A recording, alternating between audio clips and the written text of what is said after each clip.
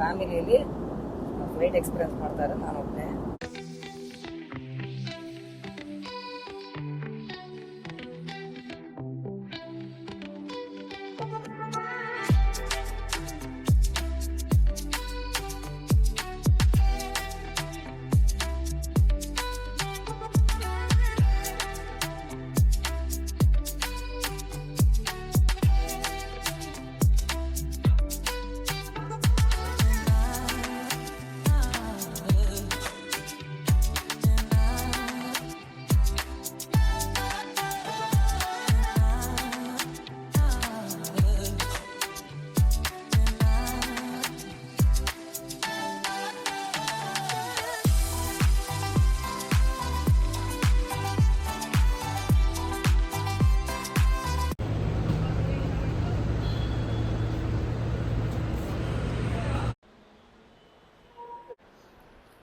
Airport ಹತ್ರ ಬಂದಿದ್ದೀವಿ.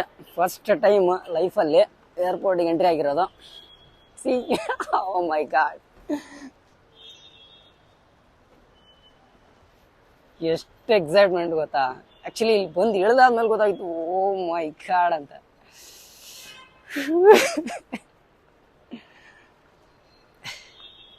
Dream ಅಲ್ಲ ಬ್ರೋ, ಬ್ಯಾಂಗ್ಳೂರಿಗೆ ಬಂದ್ಮೇಲೆ ಈ ಥರದ ಡ್ರೀಮ್ಗಳು ನಮ್ಗೆ ಹುಟ್ಕೋತವೆ.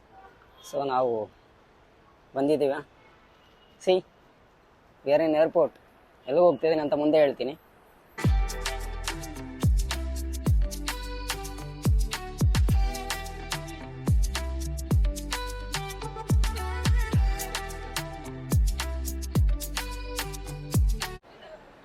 ಸೊ ಈ ಥರ ಟ್ಯಾಗ್ ಕೊಡ್ತಾರೆ, ನಮ್ಮದು ಬೋರ್ಡಿಂಗ್ ಪಾಸ್ ಇದು.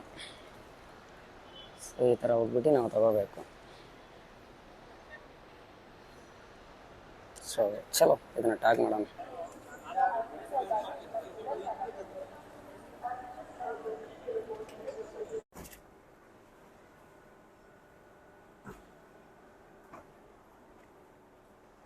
ಹೋಯ್ತು ಬ್ಯಾಗ್.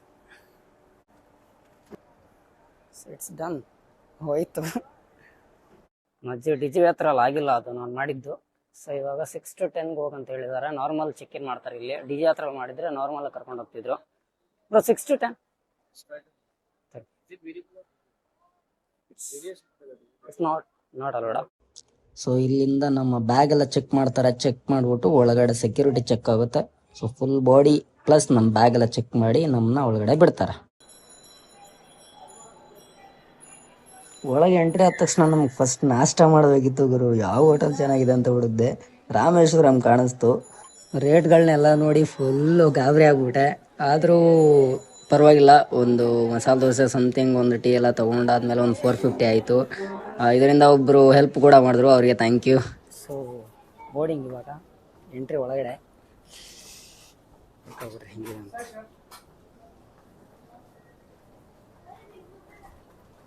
ಲೈಟ್ ಒಳಗಡೆ ಕುಂತೀವಿ ಈಗ. ಆ ಏರ್ಪೋರ್ಟ್ ವ್ಯೂವ್ನೇ ಬೇರೆ. ಒಳಗಡೆ ಹೋದರೆ ಫುಲ್ ಲಕ್ಸುರಿಯಸ್ ಆಗಿರುತ್ತೆ. ಅದೆಲ್ಲ ಏನು ಫೀಲ್ ಗೊತ್ತಾ ನಿಮಗೆ. ಎಂಟ್ರಿ ಆಗ್ತಿದ್ದಂಗೆ, ಇನ್ನೂ ಫ್ಲೈಟ್ ಒಳಗಡೆ ಹೋಗಿಲ್ಲ, ಏನಿಲ್ಲ. ಒಳಗಡೆ ಹೋದ್ಮೇಲೆ ಏನು ಕ್ರೇಜಿ ಎಕ್ಸ್ಪೀರಿಯನ್ಸ್ ಅಂತ ಕೇಳ್ತೀರಾ, ಮಸ್ತಾಗಿತ್ತು ಬಿಡ್ರಿ. ಸೊ ಎಲ್ಲ ಕ್ಯೂವಲ್ಲಿ ಹೋಗ್ತಾ ಇರ್ತಾರೆ, ನಾವು ಅವ್ರ ಜೊತೆ ಹೋಗ್ತಾ ಇರ್ಬೇಕು ನಿಧಾನಕ್ಕೆ. ಇಲ್ಲೆಲ್ಲ ಅರ್ಜೆಂಟ್ ಎಲ್ಲ ಮಾಡೋಂಗಿಲ್ಲ, ನಿಧಾನಕ್ಕೆ ಹೋಗ್ಬೇಕು. ಅದಕ್ಕೆ ಅವ್ರು 3-4 ಅವರ್ ನಿಮ್ಮನ್ನ ಮುಂಚೆನೇ ಕರ್ಸ್ಕೊಂಡಿರ್ತಾರೆ.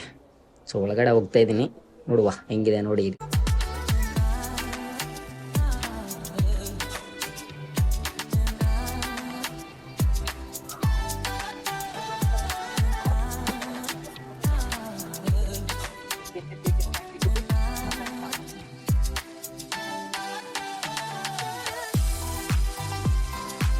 ಏನು ಗೊತ್ತಾ, ಯಾರೂ ಇಲ್ಲ ನನ್ನ ಪಕ್ಕದಲ್ಲಿ.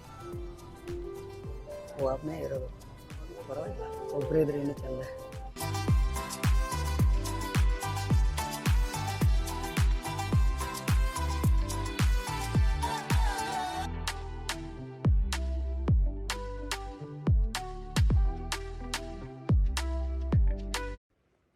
ಇಲ್ಲಿ ನಿಮಗೆ ಒಳ್ಳೆ ಇನ್ಫಾರ್ಮೇಷನ್ ಕೊಡ್ತಾರೆ. ಲೈಕ್ ಹೆಂಗೆ ಅಂದರೆ ಸೀಟ್ ಬೆಲ್ಟ್ ಹಾಕೊಳ್ಳೋದ್ರಿಂದ ಹಿಡ್ದು, ಆಮೇಲೆ ನಿಮಗೆ ಆಕ್ಸಿಜನ್ ಹೇಗೆ ಪ್ರೊವೈಡ್ ಮಾಡ್ತಾರೆ, ಹೇಗೆ ಹಾಕೋಬೇಕು, ಎಲ್ಲಿಂದ ಬರುತ್ತೆ.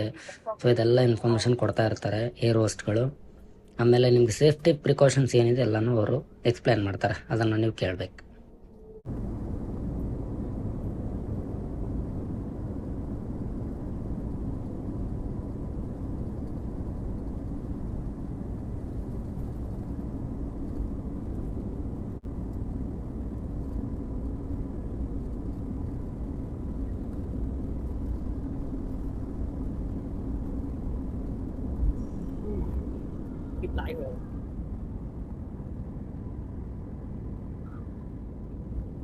And this is not A I bro, it's real.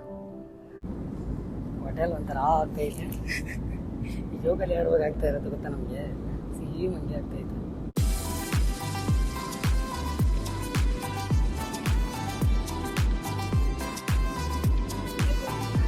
Cloud bed ಅಂದ್ರೆ ಹಿಂಗಿರ್ಬೋದ? ಅಯ್ಯೋ ಭಯಂಕರ ಮರ, ಹೆಂಗಿದೆ ಗೊತ್ತಾಗ ತೋರಿಸಿ ನೋಡ್ರಿ.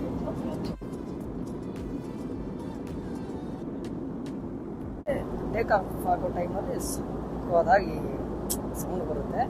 ಈಗ ಹೊಟ್ಟೆಲೆಲ್ಲ ಹೆಂಗೆ ಕೆಳಗಡೆ ಹೋದಾಗ ಒಂಥರ, ಮೇಲ್ಗಡೆ ಹೋದಾಗ ಒಂಥರ, ಸೊ ಸೇಮ್ ಫೀಲ್ ಆಯ್ತು ನನಗೆ. ಅದಾದ್ಮೇಲೆ ಸ್ವಲ್ಪ ಯಾಕೋ ಹೊಟ್ಟೆಲಿ ಒಂಥರ ಸ್ಟಾರ್ಟ್ ಆಯ್ತಪ್ಪ, ವಾಮಿಟ್ ಆಗ್ಬಿಡುತ್ತೇನೋ ಅಂತ ಭಯ ಆಗ್ಬಿಡ್ತು. ಅದಾದ್ಮೇಲೆ ಸ್ವಲ್ಪ ಸೆಟಲ್ ಆಯಿತು. ಫಸ್ಟ್ ಪರ್ಸನ್ ನಮ್ಮ ಫ್ಯಾಮಿಲಿಯಲ್ಲಿ ಫ್ಲೈಟ್ ಎಕ್ಸ್ಪೀರಿಯನ್ಸ್ ಮಾಡ್ತಾರೆ, ನಾನು ಒಬ್ಬನೇ. So it's going well and ಹೆಮ್ಮೆ ಇದೆ. ಪಕ್ಕದಲ್ಲಿ ಖಾಲಿ ಇದೆ, ಇಲ್ಲಿ ಇಬ್ಬರು ಜನ ಬರಬೇಕಿತ್ತು. ಆ ಇಬ್ಬರು ಯಾರಂದರೆ ನಮ್ಮ ಶಿವು ಮತ್ತು ಇನ್ನೊಬ್ಬ ಶಿವಕುಮಾರ, ಕರಿ ಅಂತ ಕರಿತೀನಿ. ಸೊ ಅವರಿಬ್ಬರು ಮಿಸ್ಸಿಂಗ್. ಈಗ ಇನ್ ಕೇಸ್ ಅವ್ರು ಇದ್ದಿದ್ರೆ ಖಾಲಿ ಈಸಿಯಾಗಿ ಆಗ್ಬಿಡೋದು. 3 ಜನ ಇದ್ದಿದ್ದರೆ ಬೇರೆ ಥರ ಎಕ್ಸ್ಪೀರಿಯನ್ಸ್ ಆಗಿರೋದು ನಮಗೆ.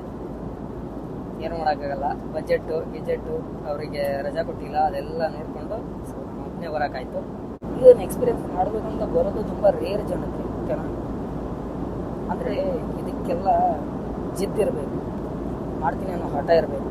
ಇವಾಗ ನಾನೇನೋ ಫ್ಲೈಟ್ ತೊಗೊಂಡಿದ್ದೀನಿ ಮೀನ್ಸ್ ನಾನು ಮಾಡ್ತೀನಿ. ಈ ಫ್ಲೈಟ್ ಮಾಡೋದನ್ನ ಇದು ಖರ್ಚಾಯ್ತಾ, ಆ ಖರ್ಚನ್ನ ನಾನು ತೆಗಿತೀನಿ ಅನ್ನೋ ಧೈರ್ಯ ಇದೆ ನನಗೆ. ಸೊ ಆ ಥರ ಇದ್ರೆ ಮಾತ್ರ ಮಾಡಬೇಕು, ಸಾಲನೆ ಮಾಡಿ ಏನೋ ಮಾಡಿ.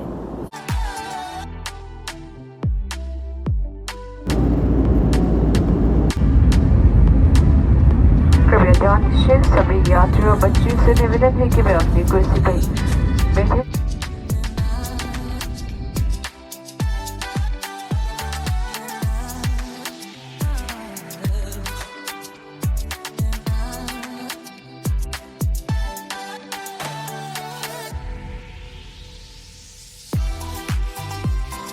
ಸೊ ಇದು ಜಸ್ಟ್ ಬಿಗಿನಿಂಗ್. ಈ ನಾನು ಹೋಗ್ತಾರೆ ಟ್ರೆಕ್ಕಲ್ಲಿ ತುಂಬಾ ನೋಡ್ತೀರ ನೀವು. ಇವಾಗಿಂದ ಏನು ವೀಡಿಯೋಸ್ಗಳು ಬರುತ್ತಲ್ಲ, ಅಲ್ಟಿಮೇಟ್ ಆಗಿ ಬರುತ್ತೆ. So you guys ready for that. And ಹೇಳ್ತಾ ಇದ್ದೀನಿ, ಇವಾಗ ಸಕ್ಕತ್ತಾಗಿರುತ್ತೆ ವೀಡಿಯೋಸ್ಗಳು. ಪ್ರತಿಯೊಂದು ವೀಡಿಯೋಸಲ್ಲೂ ಸಮಥಿಂಗ್ ಡಿಫ್ರೆಂಟ್ ಇರುತ್ತೆ. ಸಮಥಿಂಗ್ ಡಿಫ್ರೆಂಟ್ ಮೀನ್ಸ್ ಇಮ್ಯಾಜಿನ್ ಮಾಡಿರೋಕ್ಕಾಗಲ್ಲ ನೀವು. ಓಕೆ ಇವನು ಇದು ಮಾಡ್ಬೋದು ಅಂದ್ಕೊಂಡಿರೋಕ್ಕಾಗಲ್ಲ.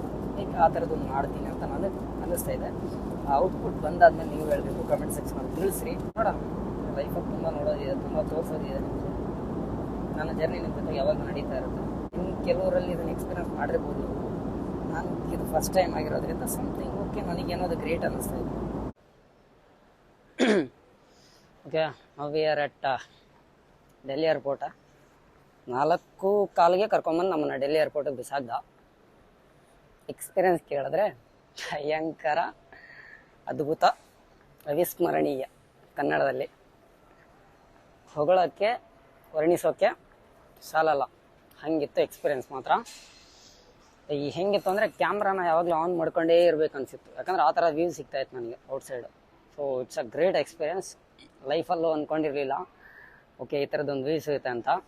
ಆ್ಯಕ್ಚುಲಿ ಏನಾಗಿತ್ತು ಅಂದರೆ, ನಾನು ನಂದಿ ಹಿಲ್ಸ್ ಹೋದಾಗ ಆ ಥರದ್ದೊಂದು ವ್ಯೂ ನೋಡಿದೆ. ಇಟ್ ವಾಸ್ ಲೈಕ್ ಮಸ್ತಾಗಿತ್ತು. ಒಂದು ಸ್ವಲ್ಪ ಸಿಕ್ಕಿತ್ತು, 5 ಮಿನಿಟ್ಸ್ ಸಿಕ್ಕಿತ್ತು ಗುರು ಅಷ್ಟೇ ನನಗೆ ಆ ಥರದ ವ್ಯೂ. ಅಂದರೆ ಕ್ಲೌಡ್ ಬೆಡ್ ಎಲ್ಲ ಕಾಣಿಸುತ್ತಲ್ಲ, ಸೊ ಆ ಕ್ಲೌಡ್ ಬೆಡ್ ಎಲ್ಲ ನಾನು ಬರೀ ನಂದಿ ಹಿಲ್ಸಲ್ಲಿ 5 ಮಿನಿಟ್ಸಲ್ಲಿ ನೋಡಿನೇ ಫುಲ್ ಶಾಕ್ ಆಗಿಬಿಟ್ಟಿದೆ. ಅಲ್ಲಿ ಆ್ಯಕ್ಚುಲಿ ಸಿಕ್ಕಿದ್ದೆ ನಮ್ಗೆ 10% ಅಷ್ಟೇ. ಬಟ್ ನನಗಿಲ್ಲಿ ಸಿಕ್ಕಿದ್ದು 2.5 ಅವರ್ಸ್ ನಾನು ಜರ್ನಿ ಮಾಡಿದ್ದೀನಿ. 2.5 hours completely cloud bed, clouds ಎಲ್ಲನೂ ಸಕ್ಕತ್ತಾಗಿ ಎಕ್ಸ್ಪೀರಿಯನ್ಸ್ ಮಾಡಿಬಿಟ್ಟೆ. ನನಗೆ ಬೇಜಾರಾಗ್ಬಿಡ್ತು, ಅಯ್ಯೋ ಬರೀ ಇದೇ ಇದೆಯಲ್ಲ, ಬರೀ ಇದೆಯಲ್ಲ ಅಂದ್ಕೊಂಡು. ಲೈಕ್ ಒಂಥರ ನಾವು ಅಂದ್ಕೊಂಡೇ ಇರೋದು, ಒಂದು ಸತಿ ನಾವು 5 ಮಿನಿಟ್ಸ್ ಸಿಕ್ಬಿಡ್ಲಪ್ಪ, 2 ಮಿನಿಟ್ಸ್ ಸಿಕ್ಬಿಡ್ಲಿ ಅಂತ ಕಾಯ್ತಾ ಇದ್ದೆ ನಾನು ನಂದಿ ಹಿಲ್ಸಲ್ಲಿ. ಬಟ್ ಇಲ್ಲಿ ನೋಡಿದ್ರೆ ನನಗೆ 2.5 ಅವರ್ಸ್ ಬರೀ ಮೋಡಗಳ ಮಧ್ಯೆನೇ ತೇಲಾಡ್ತಾ ಇದ್ದೆ. It's a crazy experience, one of the best experience in my life. So middle class ಅಂತ ಹೇಳ್ತಾ ಇದ್ದೆ, ಮಿಡಲ್ ಕ್ಲಾಸ್ ಮಾಡ್ಬೋದು ಬ್ರೋ. ದುಡ್ಡು ಸುರಿಬೇಕಷ್ಟೇ. ದುಡ್ಡು ಸುರಿಬೇಕು ಅಂದರೆ ಅದಕ್ಕೆ ದುಡ್ಡು ನಾನು ಕಟ್ತೀನಿ ಮಾಡ್ತೀನಿ ಅಂತ ಅಂದರೆ ಮಾತ್ರ ದುಡ್ಡು ಸುರಿಬೇಕು. ಸೊ ಇದನ್ನೆಲ್ಲ ಮಾಡೋಕ್ಕೆ ಗಟ್ಸಬೇಕು. ಸೊ ಸಗದ ಎಕ್ಸ್ಪೀರಿಯನ್ಸ್ ಬ್ರೋ. ಇವಾಗ ಬಂದಿಲ್ಲಿ 4:15 ಬಂದು ಹೇಳಿದೆ. ಒಂದು ಸ್ವಲ್ಪ ಚಾರ್ಜ್ ಎಲ್ಲ ಮಾಡ್ಕೋಬೇಕಿತ್ತು. ಫೋನೆಲ್ಲ ನೆಟ್ವರ್ಕೆಲ್ಲ ಮೇಲೆ ಸಿಗ್ತಾ ಇರಲಿಲ್ಲ ನಾವು ಫ್ಲೈಟಲ್ಲಿ ಬರಬೇಕಾದ್ರೆ. ಸೊ ನಮ್ಗೆ ಇಲ್ಲಿ ಬಂದಾದಮೇಲೆ ಫೋನೆಲ್ಲ ಚಾರ್ಜ್ ಖಾಲಿ ಆಗಿಬಿಟ್ಟಿತ್ತು. ಯಾಕಂದರೆ ನಾನು ಎವ್ರಿ ಶಾರ್ಟ್ ತೆಗಿತಾನೇ ಇದ್ದೆ ನಾನು. ಯಾವಾಗಲೂ ಕ್ಯಾಮ್ರಾ ಆನ್ ಮಾಡ್ಕೊಂಡು. ವಿಂಡೋ ಸೀಟ್ ಬೇರೆ ಹಿಡಿದ್ಬಿಟ್ಟಿದೆ, ನನ್ನ ಪಕ್ಕದಲ್ಲಿ 2 ಸೀಟ್ ಖಾಲಿ ಇತ್ತು. ಸ್ವಲ್ಪ ಕೂತ್ಕೊಂಡು ಫುಲ್ಲು ವೀಡಿಯೋಸ್ ಮಾಡಿನೇ ಮೊಬೈಲಲ್ಲಿ ಚಾರ್ಜ್ ಖಾಲಿ ಆಗ್ಬಿಟ್ಟಿತ್ತು. ಇವಾಗ ಡೆಲ್ಲಿಗೆ ಬಂದು ಡೆಲ್ಲಿ ಏರ್ಪೋರ್ಟಲ್ಲಿ ಕೂತ್ಕೊಂಡು ಮೊಬೈಲ್ ಚಾರ್ಜ್ ಮಾಡಿಕೊಂಡು ಇವಾಗ ವೀಡಿಯೋ ಮಾಡ್ತಾಯಿದ್ದೀನಿ. ಸೊ ಇವಾಗ ಇಲ್ಲಿಂದ ನಾವು ಎಲ್ಲಿಗೆ ಹೋಗಬೇಕು, ನಮ್ಮ ಕಾಶ್ಮೀರಿ ಗೇಟ್ಗೆ ಹೋಗಬೇಕು. ಸೊ ಕಾಶ್ಮೀರಿ ಗೇಟ್ ಅಂದರೆ ಇಲ್ಲಿಂದ ಮೆಟ್ರೋ ಸಿಗುತ್ತೆ ಡೈರೆಕ್ಟಾಗಿ.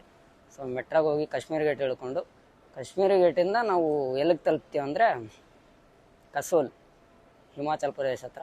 ಸೊ ಕಸೋಲ್ ತಲುಪಿದ ಮೇಲೆ ನಮ್ಮ ಕೆಲಸ ಸ್ಟಾರ್ಟ್ ಆಗೋದು. ಸೊ ಅಲ್ಲಿಂದ ಏನು ಮಾಡ್ತೀನಿ, ಎತ್ತ ಮಾಡ್ತೀನಿ ಎಲ್ಲ ನಿಮ್ಗೆ ಹೇಳ್ತೀನಿ. ಸೊ ಅಲ್ಲಿವರೆಗೂ ಸ್ಟೇ ಟ್ಯೂನ್ಡ್ ಫಾರ್ ನೆಕ್ಸ್ಟ್ ಅಪ್ಡೇಟ್ಗೋಸ್ಕರ ನೀವು ಹಿಂಗೆ ನೋಡ್ತಾಯಿರಿ ವೀಡಿಯೋನ. ಸೊ ಸಿಗೋಣ ಎಲ್ರಿಗೂ.